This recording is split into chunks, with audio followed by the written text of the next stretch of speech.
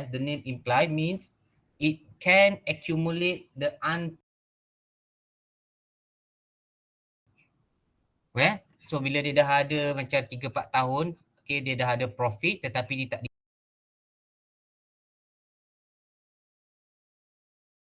untuk apa expansion of their business, or maybe they thought that okay, we should save some money because next year always we're going to be a challenging year because of uncertainty in Middle East, perang sana sini yang mungkin harga barang akan naik, so they are not sure about their future projection, the plan lah.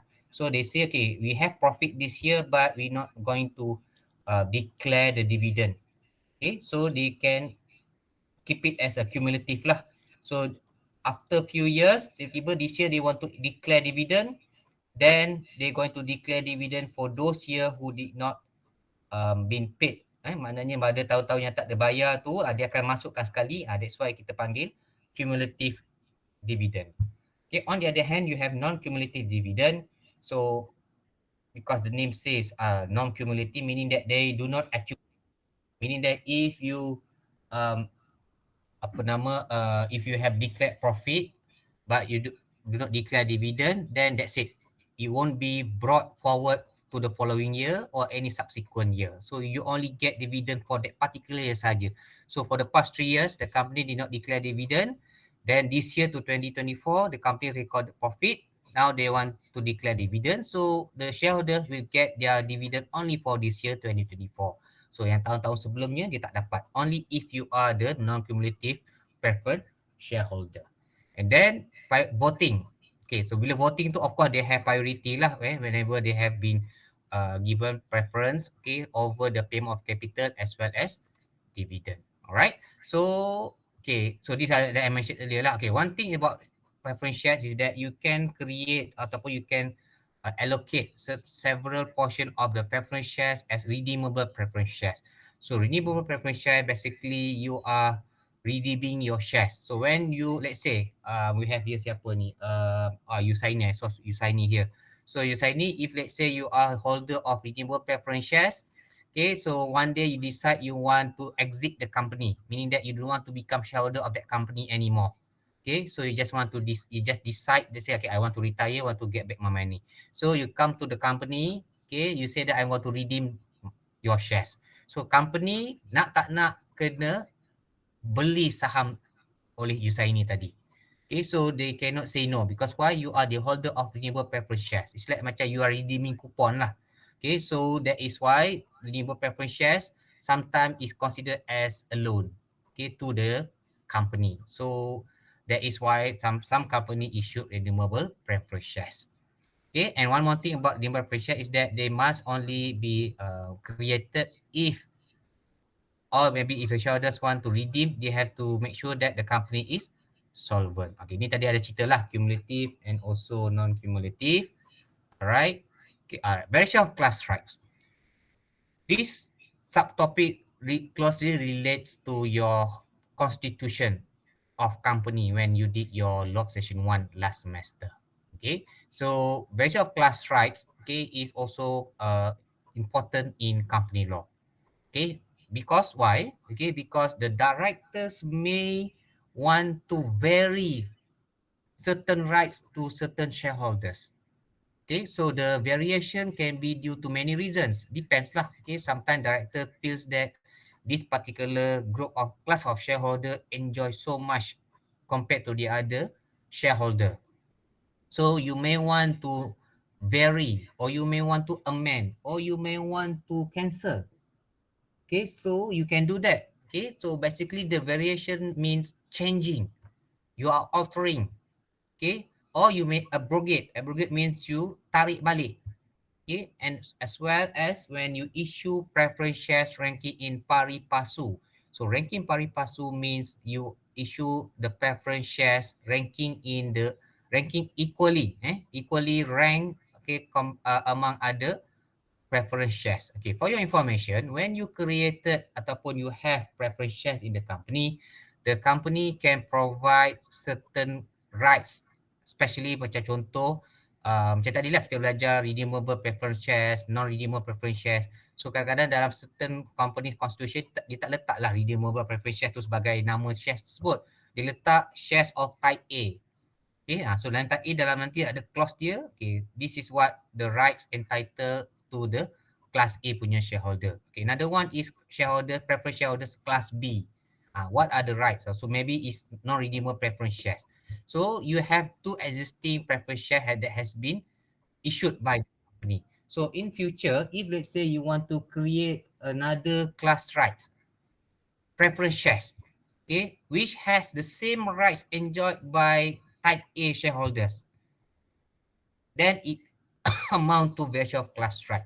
Okay, because why you issue the preference shares ranking in pari passu, sama darjat, sama kasta dia ataupun sama rights dia. So that is considered as variation of class right. So what amount to variation of class right is very important. Okay, kalaulah ada dalam soalan exam mengatakan tentang certain variation of class right. Okay, so you have to first determine was there a variation or not. Okay, so kena determine dahulu because why after that you're going to advise okay whether such variation went through the proper procedure or not. Okay, so you tengoklah case-case ni, so I tak nak ulang balik. So you have this case, then you have the procedure. Sorry. So the procedure is that first you must follow the constitution lah.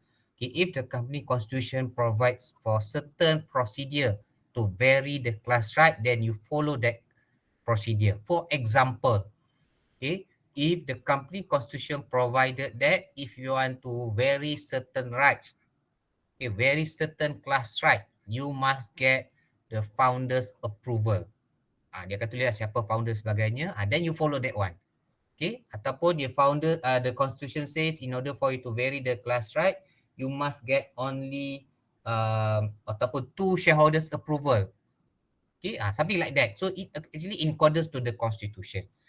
Or you want to obtain the consent by the shareholders, okay, written consent, not less than 75%, or also known as a special resolution. So when you want to pass such variation, you must make sure that you get this 75% of shareholders to approve. All right.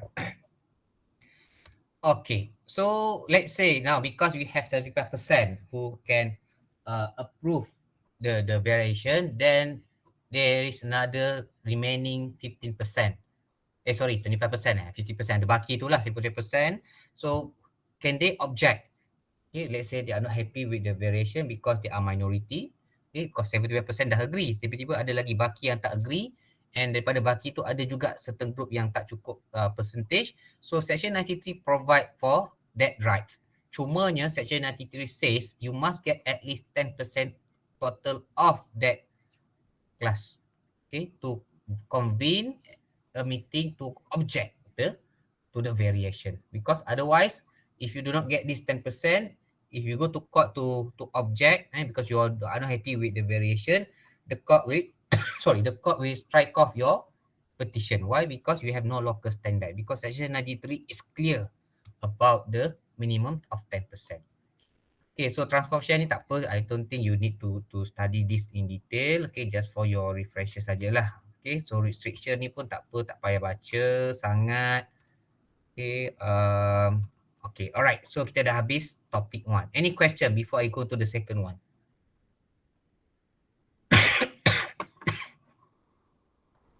Semua okay ke? Sir, kalau for example kan in the question cakap procedure dia tak follow the right procedure, then in our answer kita kena mention the procedure, semua procedure dia ke? Betul. You have to highlight, you have to mention that there is no compliance to the variation. Because the variation must be done in the best interest of the company. You look at Section 93. So you may argue that the variation was not done in good faith and it was prejudicial to the interest of the shareholders. Okay, thank you. Okay, all right. Okay, any other questions? Okay, kalau tak ada, we go into the second topic on, sorry, share capital and maintenance.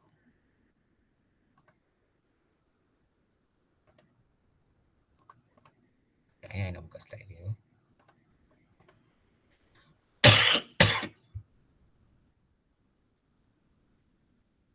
Okay, nampak tak? Keluar tak? Dalam screen tu. Wah. Okay, alright. Okay, so share capital is maintenance is a continuation from topic 1.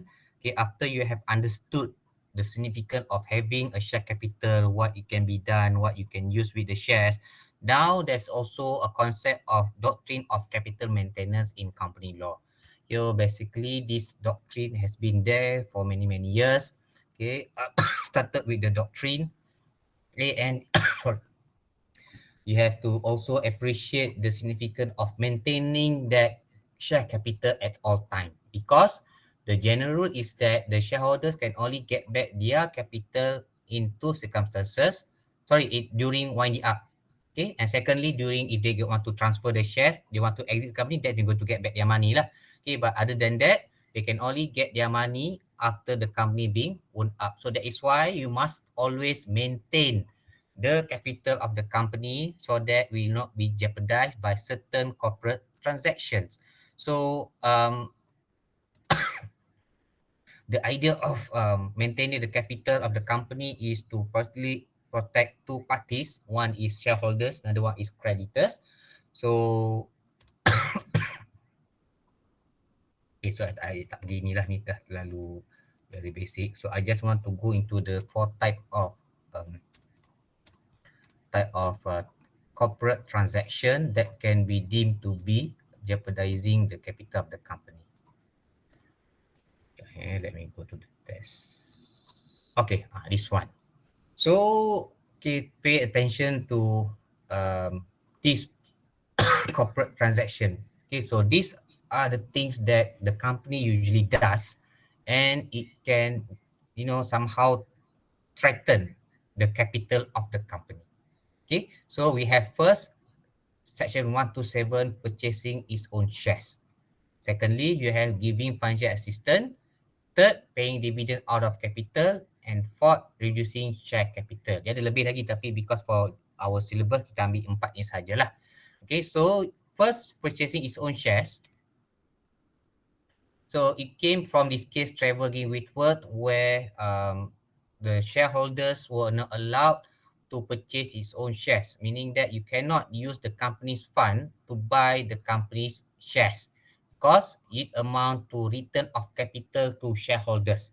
Okay, remember what I mentioned, what I said earlier, the shareholder can only get back their money or get back their capital upon winding up. So now if the company is not in the process of winding up, you shouldn't get that money yet at this point of time. So you must make sure that the company must not purchase its own capital. Okay, so tetapi that is the rule in Trevor G. Whitworth, which was the common law position. Okay, and the common law position has been adopted in section 127. In other words, it has been modified. Okay, so because the development of case law considered this prohibition is quite harsh, because sometimes there are certain situations where the company may want to purchase its own shares. Okay, so for example, section 127 provide for the exceptions, okay, where you can buy your own shares. First, the company is solvent at the date of purchase. Secondly, the purchase is made at stock exchange. And third, the purchase made in good faith and the best interest of the company. Hanya 3 keadaan ini sajalah company boleh membeli saham dia semula. Okay, to relate to reality, why that, sometimes I understand some students, they came to me, they kata, sir, I tak faham kenapa company want to buy back their shares. Okay, just to give you contoh mudah lah. Okay, so AirAsia, kan? AirAsia ni dia was profitable. Okay, they have been flying for many years. People choose Asia compared to Mars because of their cheaper rates, and the frequency of flight is quite frequent lah. Okay, but when the COVID hits, where nobody was allowed to fly, so Asia suffered losses. Okay, when they suffered losses, they want to restructure their capital. Why? Because when the company has capital that cannot be utilized, okay, they cannot utilize. Why? Because you got the capital, you got the money, you got the plane, but you cannot get back the return of investment. So that is why you may want to restructure. How do you want to restructure? You may want to take the company private, or you want to convert, because their share was a public company where the share was listed on stock exchange. So they want to take it private, so that kalau they nak restructure is easier compared when the company is a public company. Because you know, when the company is public, you have to conduct the AGM lah, you have to get the approval of the shareholders, so quite difficult. Okay, so the company may found that they have excess of capital, kelebihan saham yang you cannot, calculate it to be considered as a profit to pay dividend whatsoever. So they want to reduce it. So how they want to reduce it? They can actually buy back their shares. So the buyback of their shares can only be done through open market. So meaning the company can buy back the shares from stock exchange. Okay, so instead of selling the shares, somebody go to get back the shares, the company itself buy the shares. So that's why kita panggil company buy back their shares. Okay, so these are the procedure. You can baca. Okay, next is what happen to the share that has been purchased. Either first, the company will cancel the shares. Why? Because instead of the company having share capital of 1 million, now they reduce to 500,000. So what happened to the 500,000? They can just cancel it. Or they can convert it into treasury shares. So treasury shares ini is just another account within the company where they can use for future purpose. Okay, they can keep it as a like some sort of saving account lah. Okay, where they can use it to pay dividend. Or you want to allot the shares to the shareholder, to your employees, pun boleh. So that's what we use for treasury shares. Next is giving financial assistance to any person to purchase its shares. Macam tadi dia purchase its shares, company purchase its own shares, but now the company is giving financial assistance pula. Okay, so when the company is giving financial assistance, it's not right lah. Why? Because the company is using its own capital or its shareholders fund, okay, and then they give it to one person, and one person use that money, the money goes back to the company. So that is not how we run a company. Because when you say, when you issue shares, okay, because you have learned the topic of issue of shares the other day, when you issue shares, meaning that the company should get cash. Okay, so let's say, give you a hypothetical situation, the company's paid up capital is 100,000 ringgit. Okay, they have 100,000 ringgit. 50,000 has been subscribed by siapa kat sini? Zurida. Okay, Zurida have acquired 50,000 shares. So 50,000 shares tak ada siapa lagi nak beli, because maybe tak ada orang berminat nak beli ke apa ke. So Zurida already given her 50,000 ringgit to me, because I value the share as 1 ringgit lah, nak senang kira kan. So I got another 50,000 shares that has been issued but has not been subscribed, or nobody wants to buy that shares. So what the company do is that the company will use the money that has been given by Zurida, and I lend it to Dia. Okay, Dia Dinia, that 50,000 ringgit, and Dia use that 50,000 ringgit and pay me back, pay the company, and I issue her with 50,000 ordinary shares. So the question is, how much money in the company account actually bila I buat macam tu? Anyone? Should I get 100,000 or it should be lesser or more?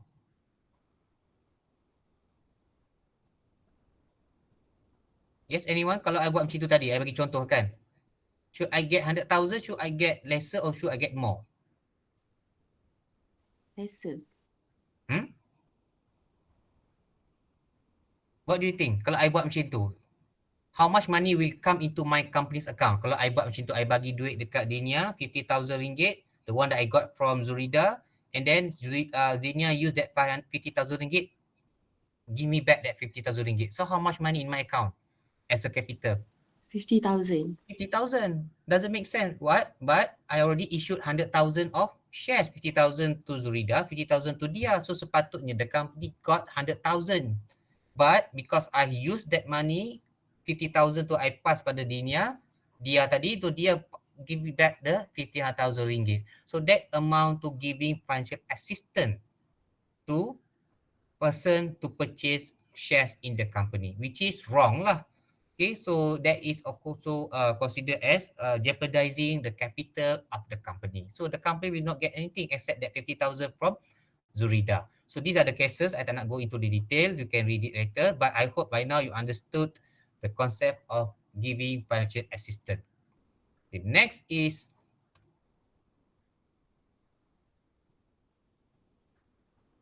dividend. Okay, so dividend ni also one of the things that the company directors usually do if, let's say, the company did not get profit. So what they usually did was they're going to declare dividend, okay, out of the company's capital. Sedangkan section 130 says, okay, you can only declare dividend if there is a profit. Okay, so mesti ada profit dahulu. You cannot just simply declare dividend without profit. So if the company doesn't record profit, you must not declare dividend. But there were companies who try to please the shareholders. Dia cuba nak memuaskan hati shareholder. Dia kata tak apalah, kita tak ada profit, I bagi you dividend. Please stay with us. Jangan lari, jangan jual your shares ke, jangan exit the company ke. So tak boleh. Why? Because it's clear that you cannot declare dividend out of capital. It can only be declared dividend out of profit. Okay, so bacalah case profit ni semua. Okay, next, last but not least, share capital reduction. Okay, this is something similar to purchasing its own shares where you reduce the share capital. Cumanya this capital reduction is allowed if, let's say, the company would want to reduce the capital of the company, capital of that share, share capital of the company lah. Asalnya 100,000 nak reduce kepada 20,000. Okay, because maybe the shareholders tak nak ada kat situ lagi ke apa ke, so they use that as one of the reason why they want to reduce the share capital. So case merchant, okay, kena baca this one, solvency statement ni. These are the procedure lah. How do you want to reduce the capital of the company? Okay, so that is all for topic 2. Okay, tapi I nak you baca pasal capital reduction tu more lah. Capital reduction and also giving financial assistance. Yeah, okay. Alright. Any question before I move on to the third on directors? Boleh so I can continue? Sir, sorry sir. Yeah. Means kan share dividend reduction ni it's allowed tapi somehow it can jeopardize the share capital. Kan? It is allowed if it follows the procedure stipulated in the act. Alright. Okay, so the common law asalnya memang tak bagi langsung. It just say that you cannot do it. Why? Because it amount to jeopardizing share capital. But those common law under the travel again Whitworth, the court, the statute have modified the exceptions. Maksudnya they actually allow it but subject to certain procedure as stated in the Companies Act. Okay, hope that answer question, Farah? Yes. Okay, alright. So we move on to the second topic on corporate management is control.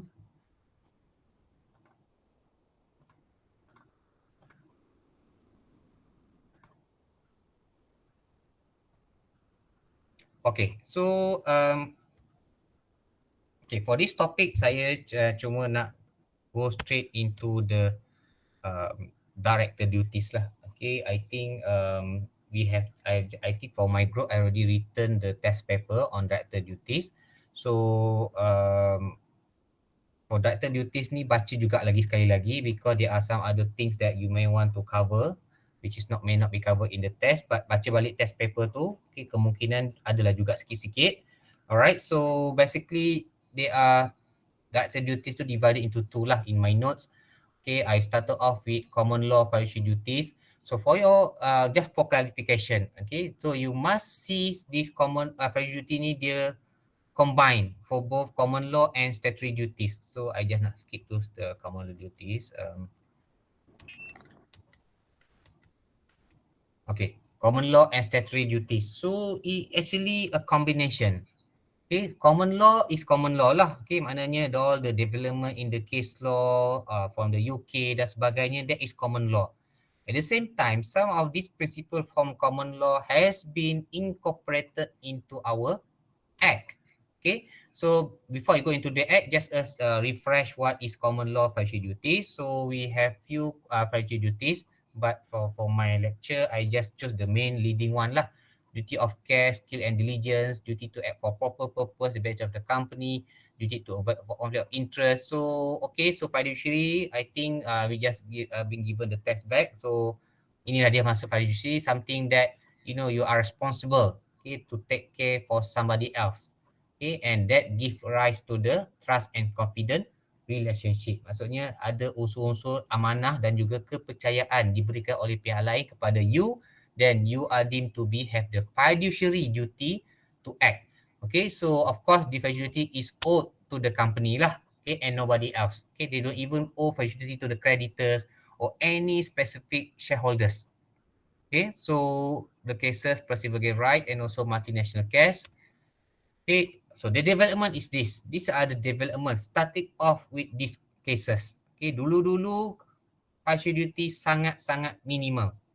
Okay, it was on a very minimal to the extent that everybody can become a director. Okay, notwithstanding their lack of skill, lack of diligence, they did not attend meeting. What else? They were negligent in their job. But then when you apply these standards, they will not be considered as negligent ataupun breach of fiduciary duty, because why? The law only impose a very bare minimum of duty of care, skill and diligence.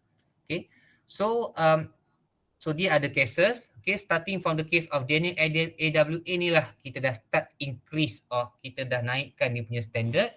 So basically if you are directors, you must be bound by certain accountability. Okay, you must be accountable to your act. Okay, whereby you must try to familiarize with the job scope. Okay, you must also make inquiries. Do not just leave out all the business in the hand of the managers, okay, your director finance manager ke CEO ke tidak, because director must always make inquiry. Okay, so you must monitor, okay, you must familiar with the financial status. So this is what the case law says. Okay, next is duty to act for proper purpose. I think everyone has familiar with these duties. Okay, I just go into the statutory duty. Okay, charter breach, very important. Okay, I am happy to see that some of you answered this case in the test. Okay, what is charter breach principle? Okay, so if you can give this case dalam exam, okay, which is good lah. Okay, Tukui Ibrahim Petra also one of the leading case in relation to director duties. Okay, duty to avoid conflict. Okay, sorry. So these are the duty of directors to avoid conflict of interest. I divided into 3. Directors contracting with the company, multiple directorship, and making secret profit.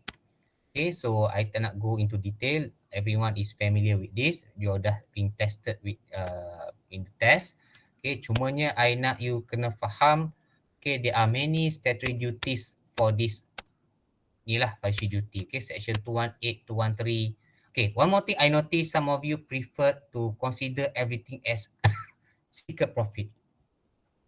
Okay, there's a there's a thin line between secret profit and directors having multiple directorship in companies ataupun directors diverted the corporate opportunity to somebody else. Okay. Biasanya kalau you nampak fakta yang macam ni, Mahesan, okay, obviously he used his position as a director to obtain secret profit, a commission, a bribery, under the table money, di bawah meja kan panggil under the table, that is secret profit, meaning that they use their position as a director to get something which is extra from their position. So they are actually being paid as a director fees lah. Okay, but apart from that, they get something extra in the form of commission, and that is secret profit. Try not to mix it with multiple directorship as well as diversion of corporate opportunity, because they are governed by different section under section 218. So ramai dia macam I notice dalam test paper the other day, ramai dia macam confused, dia mixkan semua sama. Tidak. 218 ada 1A, 218 1B, 1C, D and so forth. So kalau contoh kes tu adalah melibatkan directors diverted the company's contract to their own company of which they also shareholders and directors, then obviously it's a diversion of corporate opportunity because each scenario has different case law. Okay, macam diversion tu Cooks again Dix boleh pakai, RDC again Kuli boleh pakai. So dia berbeza dengan Mahisen. Mahisen is about secret profit. So I nak you make sure that you identify the right issue and the right case law. So sama juga di semua kita dah bincang masa test. I'm sure it has been tested in the kita dah bincang berdasarkan test tu hari lah. Okay. So the remedies. Okay, so remedies for breach of fiduciary duty is the following. Okay, the company may sue for damages. Okay, the company can claim claim for the secret profit, and the company can rescind the contract under section 221. Okay, so some of this duty has been incorporated in the section lah. Okay, go to this section, tengok. Okay, so what are the exception to the general rule. Okay, 70A, okay, tak payah baca sangat lah. Okay, just for your information. So kita dah habis dah director duties. Tapi I nak you focus more on the remedies as well. Okay, remedies when the company directors breach their fiduciary duty. Okay. Right. Then we go into the fourth topic. Any question before I continue? Tak ada ya?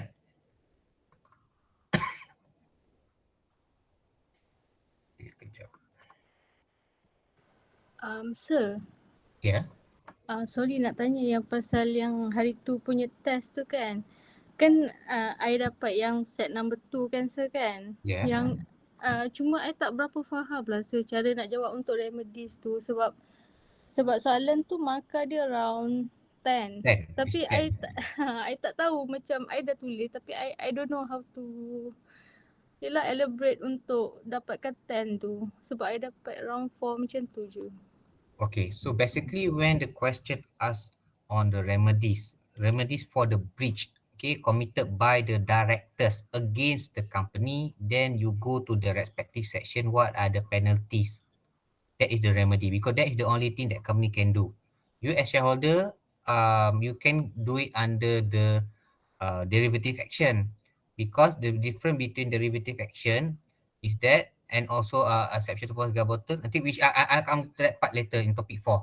Tapi to your question, Rabiato, that is question on director duty. So basically you should have answered what are the remedies that the company can do. Macam tadilah explain tadi satu. Okay, when the company can rescind the contract for any non-compliance of director duties, ataupun the company can the directors can account for the secret profit, or the company can also sue for the damages. Itu masuk remedies. Remedies means something what can be done to remedy the situation. Harap mendapat jawab soalan Rabiatul.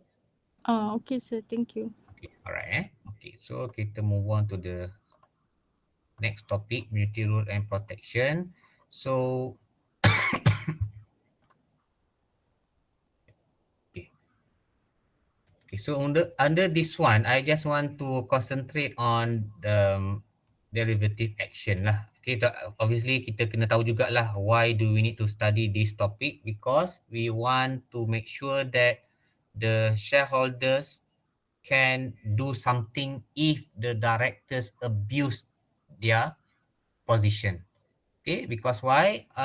As you all know, director ni is an agent to the company. So when they are an agent, usually, because this is human behavioral punya study lah, when the directors are agent, they always have their own interest to serve. Okay, of course they are serving the company, they become director, they should get back profit for the company and whatnot. Okay, fine. But there are also instances where the agent will do something to benefit themselves. So that is why there are remedies for this kind of director ataupun what we can do about this director. Because the director, they have the total power in the company's business. Section 211 says the affairs of company shall be managed by the board, by the director. So they have the powers. They can luluskan that loan, they can enter into contract with themselves, they can enter into contract with their family members. Okay, so whatever it is, they have the power. So now you are the minority. Okay, you are the majority shareholders. You cannot do anything because whenever you make noise, they're going to sack you ataupun they're going to ignore you. Why? Because you are the minority. Okay, you may be the director, but you just hold certain number of shares, which a minority lah. So this topic kita belajar how do you want to uphold the company's rights. Okay, so when the director breach their fiduciary duty, okay, it is said that that breach amounted to breach wrong against the company. Kesalahan yang dilakukan terhadap syarikat itu sendiri. So who going to take action against them? Nobody. Why? Because under company law, the only right person to sue is the company. Okay, so kalau company nak kata nak impose penalty to the directors yang breach their fiduciary duty, the question is how they going to do that sedangkan they are also the wrongdoers. Nampak tak? That is the problem in company law. Okay, so usually the majority shareholders who also sit in the company's board will not approve a resolution to allow the company to sue them for the wrongs. Okay, because they are the one who committed the wrongs. So melainkan dia ni malaikat lah. Okay, kalau dia ni malaikat tu mungkin dia kata okay lah, I want the company to sue myself. To sue me because I did wrong. I breached the fiduciary duty. Okay lah, come lah, the company can sue. Tapi I don't think they're going to do that lah. Because why? It open themselves to a prosecution. Dia akan rugi, dia kena bayar secret profit whatsoever, have to account for that secret profit whatsoever lah. So dia takkan buat. Sampai bila pun takkan buat. So that is why there will be a problem. Because the only right person ataupun the only right party to have that local standard is the company itself and nobody else. Even shareholders cannot take an action. Because why? The Force Against Bottle says kata only the proper person to sue is the company. Okay, and secondly, kalau kita kata tak payah ambil decision, tak payah ambil action against wrongdoers, so about it. Itulah. So what? Tak boleh buat apa-apa. Because why? Majority says tak payah ambil tindakan. So the majority rule say it's quite unlikely that they're going to allow the company to sue the wrongdoers lah. Because they are the one who actually committed the wrong. So that is why the rule Force Against Bottle ni is going to be problematic for the shareholders, okay, to initiate the action. Okay, so there are certain exceptions. Okay, there are certain exceptions to this. Okay, first, Ultra Vires Act, infringement of member personal rights.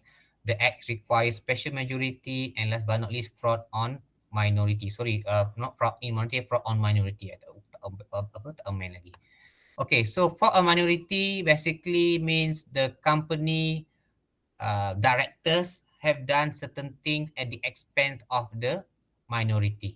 Okay, and their result was actually due to the fact that their majority, they bully the small shareholders, the minority shareholders.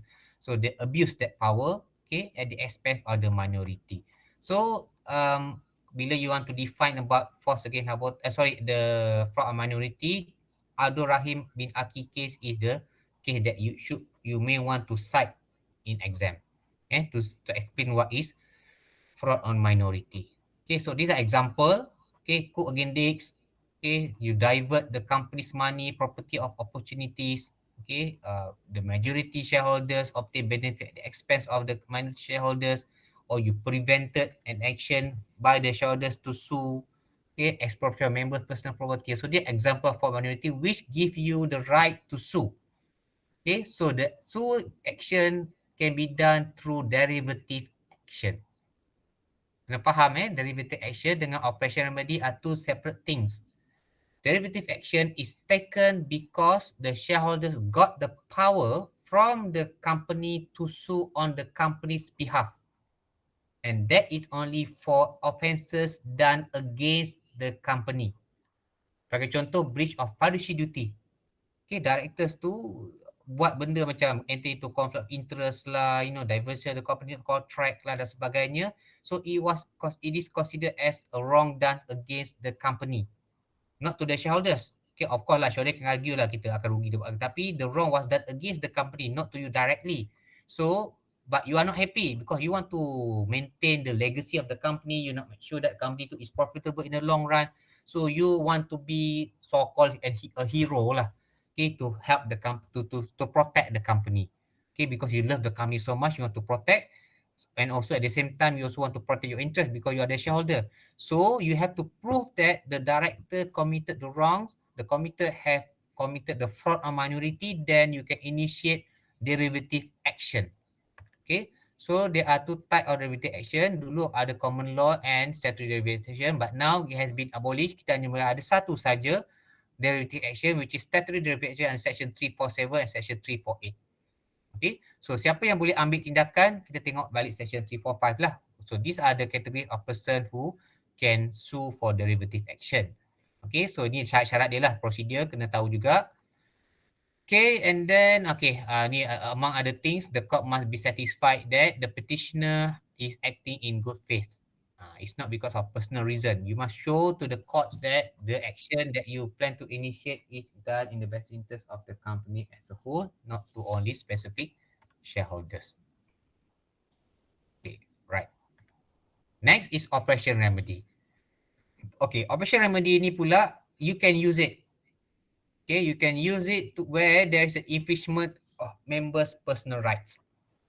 Okay, so for example, there's an action where there is an appropriation of the members' property shares, ataupun there's a mismanagement of company by the company directors.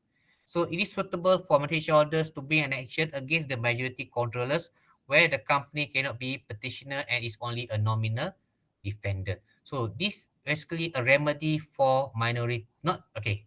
When I say operation remedy ni, actually it can be used for majority shareholder as well. Okay, not only for minority, but because we are talking about the majority punya kesalahan, that's why I always said that this suitable for minority. But later when you, I think we already explained in my lecture, this remedy can also be used by majority. Okay, so syaratnya the relevant section is section 3461A and also 1B. So apa beza 1A 1B, anyone, can you tell me? Apa beza 3461A and 3461B?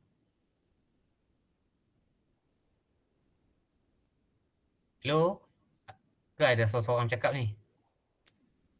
Apa beza 3461A and 3461B? Anyone?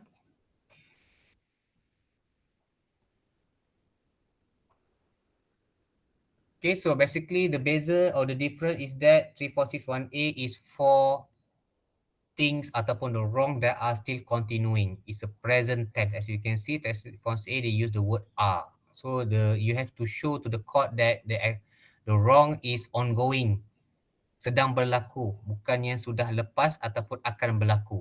Okay, that is 3461A.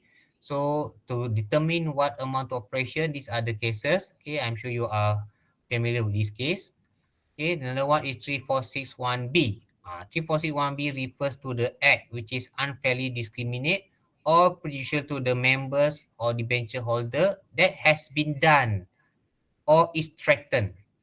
Okay, ataupun some resolution of the proper resolution has been passed or is proposed. Maknanya benda tu sudah berlaku ataupun akan berlaku. It's a past tense and also future tense.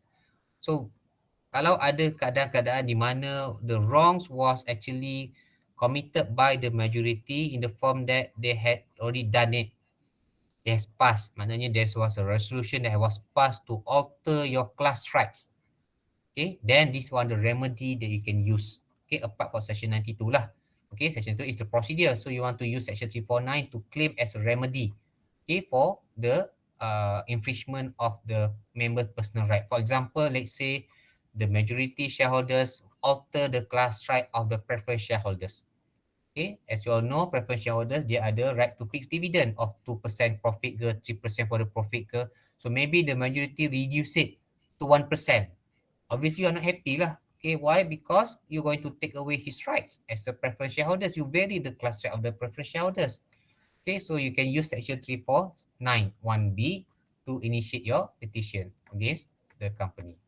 Alright, so the remedies, what can the court grant to the shareholders who complain or seek remedy under section operation 346?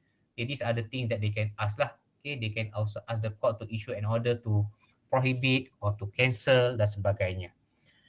Okay, so kena tengoklah for the bottle and the exception tu, bacalah. So that is all about the beauty rule and protection. Okay, any questions?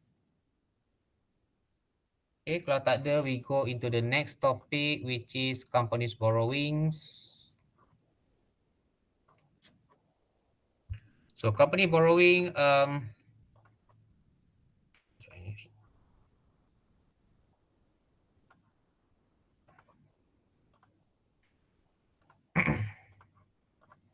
so for this topic, I hope you can focus more on the charge. Okay, so tak payah hafal lah lagi yang pasal priority of debt dan sebagainya. Okay, because you have been we already give you assignment on that. Okay, so kalau nak fokus on this topic, bacalah pasal charge. I mean the process to register, the crystallization, the difference between fixed charge and floating charge. Then you bacalah. Okay, then on the wind it up pun sama juga, what amount to wind it up. Okay, so ni I dah habis. Okay, fixed charge, floating charge ni baca. Okay, bacalah, faham what are the relevant case law that you can use. Okay, so bacalah all these differences. Okay, then this topic also relates to winding up. Okay, I stop here. Okay, registration semua bacalah. Registration, the extension to registration tu bacalah. Okay, let's next topic. Okay, for winding up. Any questions so far? Kenapa you all senyap? You just your follow ke tak apa yang cakap ni? Follow sir, tengah salin. Salin. Okay, alright. Okay, kejap wind it up.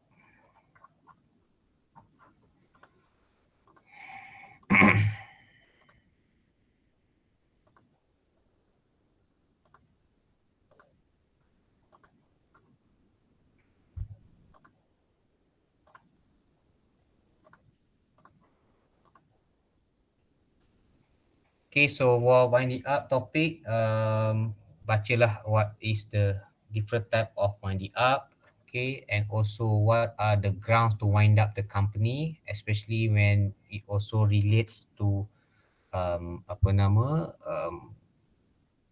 section 465.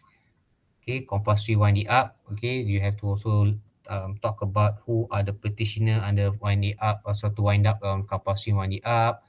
Okay, the grounds, okay, the work, amount to ability to pay debt tu bacalah. Okay, so focus on this. Okay, the solvency test, the cash flow and also the yang kes ni tadi,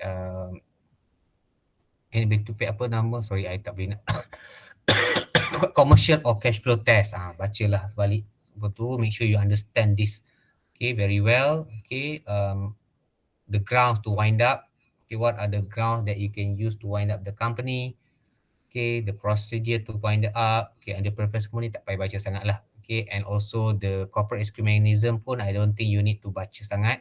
Okay, I do not like to ask question on that because it's still a developing area and there is amendment, so I do not confuse you. So you can just keep that part. Okay, and then on meeting, okay, I tak nak buat meeting. So meeting tak payah baca. Okay, so meeting tak akan ditanya dalam exam. And last topic about auditors. Okay, so auditors, we just conclude the section last week. But I'm not sure kelas Puan Ain Mariam dah cover auditor belum? Anyone from group ABC, 6A, 6B, 6C here? Yes, we already cover on that. Dah cover Okay, so dah habis lah kan? Alright, so for auditors, probably you just want to read up on the requirement to appoint auditors. Okay, why the auditor are required to be appointed to audit, to give report, because they are bound by the reporting obligation by the Act. Okay, and also the duties by the auditors to whom. Okay, do they owe duty to the shareholder? Do they owe duty to creditors, or do they owe duty to the company per se? Okay, and then the rules and obligation of auditor, you bacalah yang tu. Okay, I think itu sahajalah kot kita dah habis auditor, dah habis. Alright, So itu saja revision. So I hope I have assisted you in the preparation for the final exam. So any question before I end the session? It's already 10. I janji yang nak buat sejam je. Ada soalan? Tak ada doktor. Doktor, Yes. boleh doktor Yes. boleh doktor ulang balik soalan yang akan keluar? Tajuk Soalan yang keluar? Soalan akan keluar tajuk dia Oh, double. tak boleh lah. Dah beritahu tadi sekali lalu je dah lah. Oh, boleh lah doktor. Tak payah saya dah bagi tahu. Nak cek dengan kawan lain. Okay. I dah discuss, I dah bagi the topic that you need to focus. Okay, so I hope it can help you to prepare for the exam. So tak payah baca semua, just baca the one that I mentioned earlier. Okay, the topics. Okay, start to look into final exam past year question. Okay, talking about final past year questions, alright, I welcome anyone who wants to do the past year questions. Okay, and then you want me to check just to see whether the way of you answering is correct. Okay, so for my group, okay, group 6A, B, and C, E, F, G, and also the group for PLK, I already explained in my class. Kalau you nak buat, if you want to address the problematic question, problem-based question yang ada nama-nama dan sebagainya, okay, you know the way it's been done. First, use the ILAC. Issue, law, application, conclusion. When you highlight the issue, I want to see what are the issues and why it became an issue. Okay, jangan tiba-tiba bagi most of the student answer like this. The issue is whether ahli breach his special duty as a director, full stop. Kalau you buat macam tu, I tak boleh nak bagi markah. Why? Because of course an issue lah. Kalau tak, kenapa kita tanya soalan? But if you answer whether Mutu has breached his whether Mutu has breached his special duty because he entered into a contract with some company without disclosing to the company, ataupun whether Mutu has breached his special duty for diverted the contract to another company of which he also the shareholder or director of that company. Itu yang I nak tengok dalam jawapan. And I can give you 1 mark solid for that. Otherwise, I takkan bagi markah. Okay, I think this one group maybe can be used used by other group as well, 6A, B, and C. I'm sure the lecturer will be happy, the examiner will be happy to see that you are able to identify the right issue. Why it is important? Because kalau you identify issue as such, you can actually focus what are the relevant laws in the following subsection. Kan you buat issue, law, application, conclusion. Kalau you just buat whether the issue is the Mutu breach special duty, so you're going to give us, the examiner, all sections yang you rasa berkaitan dengan breach of special duty. Sedangkan we do not want that. Not only you wasted your time, you only kerugian masa. Instead of highlighting ataupun go into the issue straight away, you go hit around the bushes. I tak nak. Okay, for my group, kalau I nampak macam tu, I just bagi markah very minimum. Okay, so instead of dapat maybe 3 to 4 markah for law, I akan bagi setengah ataupun 1. Kalau you just bagi semua. Okay, to me, I consider that as a carpet bombing. You know, carpet bombing, you just letak bom banyak-banyak dengan harapan 1-2 orang kena. Sama juga dalam exam. So you letak all section, hoping that 1 atau 2 section terkena, which is wrong. That is not how lawyer should think. Lawyer should be able to identify the right issue and the right law. Okay, jangan bagi satu isu, bagi 5-6 law dengan harapan 1 akan sangkut. That is not how lawyers think ataupun any law student should think. Because this is a problem-based question. Kalau klien datang kepada you, you kena bagi tahu this is the issue and this is the law that relevant to the issue. Jangan bagi law yang tak relevant because you are wasting your time and the client's time. Kalau in the context of exam, you wasting your time, you should be able to answer other question better, but you spend so much time writing all the law, penuh 1 muka setengah dengan harapan 1 tu akan sangkut. At the same time, you miss out the opportunity to answer other question. Nanti tak sempat. Dalam test baru ni pun, I perasan ada few of you tertinggal soalan yang last kali. Because why? I can see soalan untuk 5 markah pun you spend so much time. Okay, sepatutnya soalan tu senang je, straightforward, 5 question, 5 mark. Kenapa you nak pakai satu muka lebih untuk jawab, sedangkan ditanya to whom the duty is owed. You give me what is fiduciary duty, you give me case perceiver dah cukup dapat 5 markah. Tapi ada orang jawab banyak. Tapi I tengok soalan ni nombor 3 yang fiduciary duty dan sebagainya jawab sikit je. Mungkin dia tak sempat lah because test ada 1 hour 50 minit je hari tu. So sama juga dalam exam. So jangan buang masa menjawab soalan yang markah sedikit tapi berpanjang jela. Okay. Concentrate on the problem based question. Okay. Kemudian fokus lah. Okay. The right issue. Okay. So you apply. So bila apply pun janganlah tulis it is hereby Muthu has breached fiduciary duty. Expect me to presume, oh ini kejawapannya, tidak. Okay. Maybe you can start by starting the wording by applying section apa yang you mention kat atas tu and the case law yang dah tuliskan kat bahagian law kat atas into the question. It appears that Muthu had breached his fiduciary duty because then you cerita kenapa. That's why it's very important for you to highlight the issue and why it become an issue. I always stress on that. Okay, and emphasize on that way of answering question. In fact, kalau you are lawyers also, when you want to draft the petition to court, you have to be specific. Okay, you cannot just expect everyone to second guess what is the issue and you want to presume, oh, I tahu student ni tahu jawapan ni, so I bagi mark. Tidak. Whatever that you write will be counted, not the second guess. We will not second guess your intention. We will not second guess your, oh, we want to presume that, oh, you actually know, you know this law, you know this case, tapi you bagi case lain. Okay, talking about case, I would not, for my group line, I'm not sure how Puan Maria would want her to, the script would be, but for my group, bila you cite the case, first time cite the name of the case in full. Kalau case tu ada dalam case list. For information, you ada case list. Tapi dia tak adalah semua. Tapi most leading cases are stated there. Cite in full. Okay, jangan malas sangat. Okay. But the second time, you can just use the nama awal. Pangkal dia. Okay, then I know that you are referring to that case. And then one more thing, I would want you to highlight the case and also the section. Okay, supaya senang lah. Marking banyak skrip, ada 100 lebih skrip. Kalau ni senang. You actually allow us to, or allow me as the examiner to give mark. Okay, jangan, you tulis case tak mana-mana, you tak highlight, I tak nampak, mungkin I terlepas pandang. Then you rugilah. Okay, so please help us, the examiners, to be able to locate your relevant authorities in the script. Okay, for information, we are human being, we are required to mark 100 of scripts, so try to help us. Okay, mudahkan kami untuk memberi markah. Okay, and then conclusion, 1 sentence, 2 sentences dah cukup. Okay, in conclusion, okay, all directors must comply or must follow the fiduciary duty of a director as stipulated by company sector. Dah cukup. Dapatlah setengah markah. At least adalah concluding for that. Okay.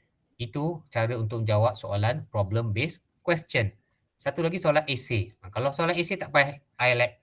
Okay, tak perlu gunakan formula highlight. Just go start by way of introduction. Okay, kalau soalan tu minta pertanyaan tentang director duties, then you explain lah what is director fiduciary duties, what are the case law that support ataupun explain the definition of fiduciary duties. Okay, introduction. Then you go into the body, discuss what are the fiduciary duty of the directors, common law, statutory. Okay, and then you conclude. Cukup. Itu saja. Okay, for essay based question. Okay, so I think I have explained much this time around. So any question before end the session? Okay, tak ada Kalau tak ada, saya rasa itu saja. Thank you for your time. I wish you all the best for the exam. Good luck. Okay, I am available for consultation. Tapi kalau nak datang jumpa saya, jumpalah in group. Jangan jumpa seorang-seorang. Okay, ataupun if you want to set a Google Meet like this, okay, let's fix that session. If you want to ask question, then we can discuss. Okay, tapi make sure that you have done your research. Do not expect me to answer the test question ke the past question for you. I want you to do it first. Then you show me what you have done, then we can see from there. That is how we study the subject. Okay, kalau tak ada apa-apa, sesi itu saja. Thank you. Good night. Assalamualaikum. Doktor share kat group boleh ke? Thank you, doktor. Siapa tu? Thank you, doktor. Farah, siapa tu? Sorry. Thank you, doktor. Nak share kalau macam dah buat pasal question tu Nak saya group boleh? share Boleh? dalam Boleh group je. boleh ya? Boleh je share dalam group. Nanti ramai-ramai boleh beli benefit lah. Okay. Okay, alright. Okay, thank you. Bye-bye. Good night. Assalamualaikum. Thank you, Doktor. Thank you. Thank you, doktor. Thank you, doktor. Thank you, doktor. Thank you, doktor.